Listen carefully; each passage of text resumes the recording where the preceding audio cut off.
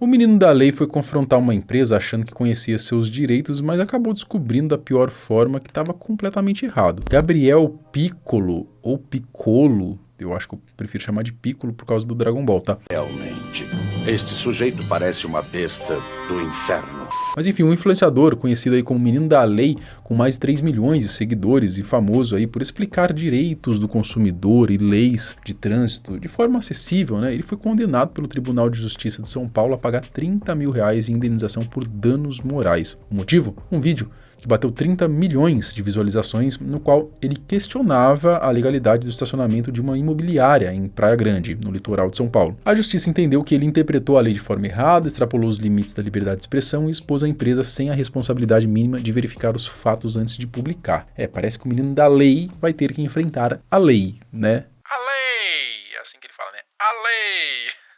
A lei! O menino da lei apenas cometeu um erro pontual, ou influenciadores que orientam milhões de pessoas deveriam ser responsabilizados com mais rigor pelo que publicam. Vamos entender esse caso. Eu sou Marcelo Milos, depois da vinheta eu te conto.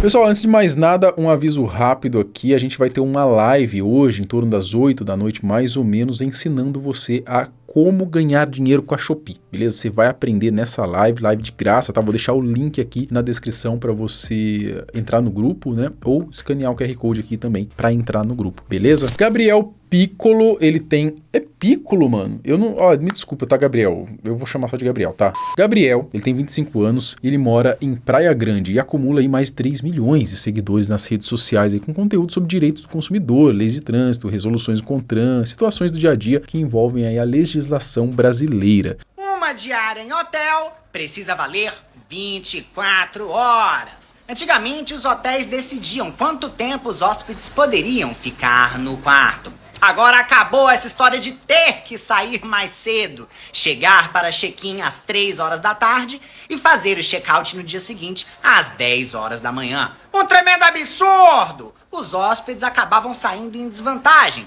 tendo menos tempo de estadia. E agora, lei obriga que a diária seja de no mínimo 21 horas, considerando que o hotel também pode ter até 3 horas de tempo para limpeza.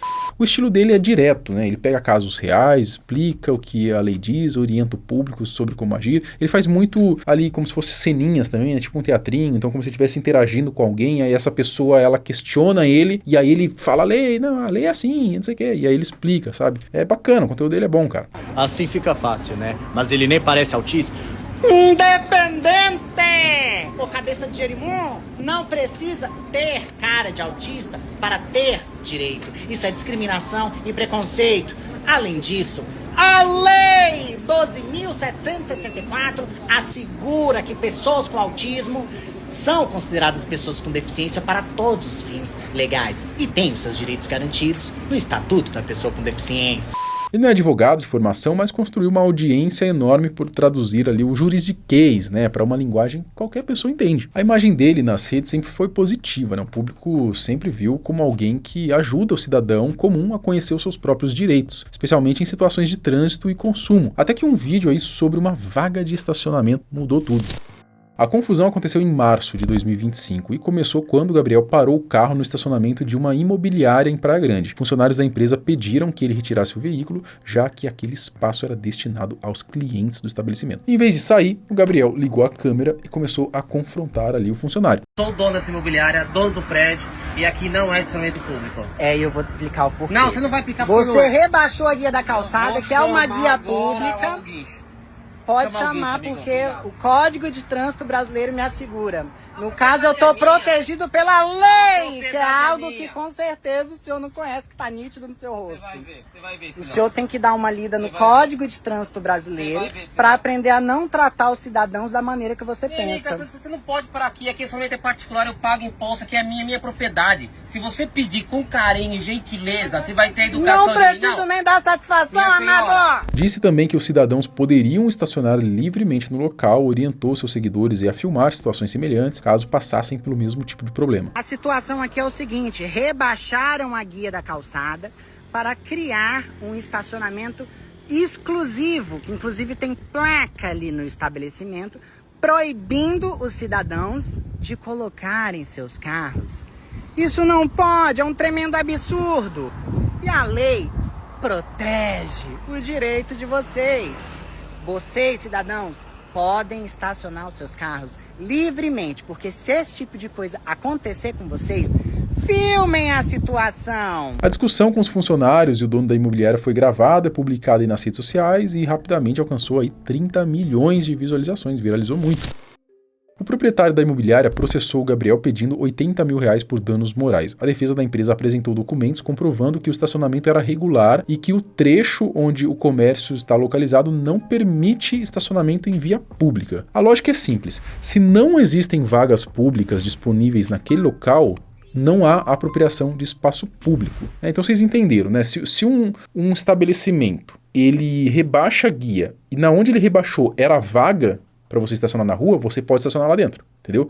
Só que ao que parece é que essa imobiliária, ela rebaixou a guia ali, mas ali não podia estacionar, mesmo se não fosse guia rebaixada, vocês entenderam? Ou seja, ali já não era vaga de estacionamento. Então, logo, a imobiliária não prejudicou as vagas. Então, ela estaria no direito dela de controlar aquele espaço ali, não seria uma vaga pública, digamos assim. Bom, os advogados argumentaram, então, que o Gabriel, ele interpretou de forma incorreta uma norma do CONTRAN que proíbe a destinação de parte da via para estacionamento privativo, o que aplicou essa regra aí a uma situação onde ela não se encaixava. Além disso, sustentaram ali que o vídeo expôs a empresa de forma em que os internautas conseguiram identificar o estabelecimento pelas imagens, né, mesmo sem que o nome fosse citado diretamente, gerando então danos reais à reputação do negócio.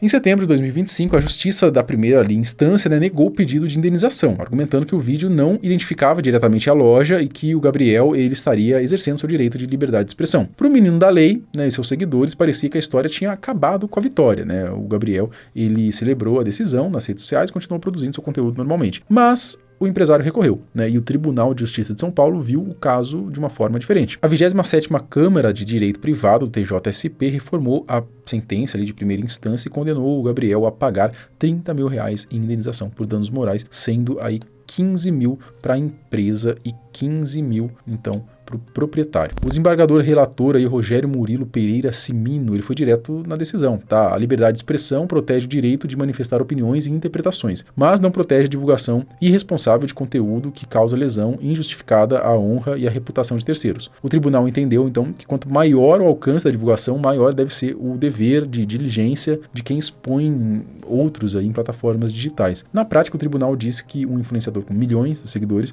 não pode sair por aí interpretando leis de forma equivocada, expondo empresas publicamente e orientando aí as pessoas a agir com base numa leitura errada da legislação, sem arcar aí com as consequências quando o dano acontece. O tribunal também rejeitou o pedido da imobiliária para proibir o Gabriel de fazer futuras manifestações sobre o tema, entendendo que isso configuraria uma censura prévia, mas deixou para a fase aí de cumprimento da sentença a análise de uma possível multa caso os vídeos não sejam retirados das redes.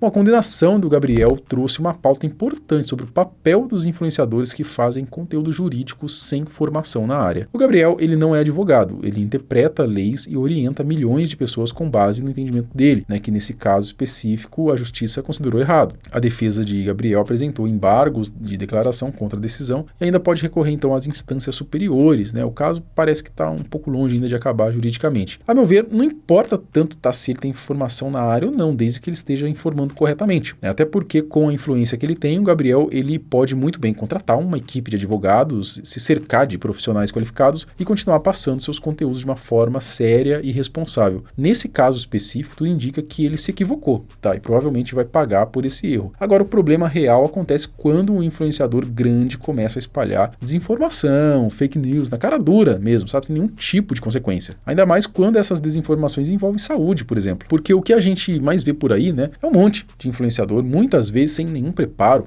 falando as maiores besteiras possíveis sobre alimentação, tratamentos, suplementos, procedimentos e até doenças sérias. E nesse tipo de assunto o impacto pode ser muito mais grave, É uma informação que pode fazer alguém abandonar um tratamento, seguir uma dieta perigosa, tomar algo sem necessidade ou simplesmente colocar a própria saúde em risco. Então, nesses casos, eu acho que o cuidado precisa ser muito maior. Porque quando a desinformação envolve saúde, ela deixa de ser só um conteúdo ruim e passa, né, e pode, inclusive, virar um problema real na vida da pessoa. Aí eu concordo que deveria existir um controle maior, tá? Até porque, infelizmente, a desinformação costuma chegar muito mais longe do que a informação correta. Mas no caso do Gabriel, eu acredito de verdade que ele tem apenas se equivocado aí, né? Vai responder por isso, vai aprender com esse erro aí, tudo bem, né? Isso não apaga o fato de que os conteúdos dele continuam tendo uma importância para muita gente, né, que quer conhecer melhor aí os próprios direitos. E você, o que você acha disso? Comenta aqui embaixo. Lembrando, a gente vai ter live hoje, tá? Às 8 da noite. Link na descrição, QR Code aqui para você escanear se você preferir, tá bom? Para você aprender de uma vez por todas como que você vai começar a faturar na internet utilizando a Shopee. Olha, você vai se surpreender, tá? Tenho certeza disso. Até o próximo vídeo. Tchau.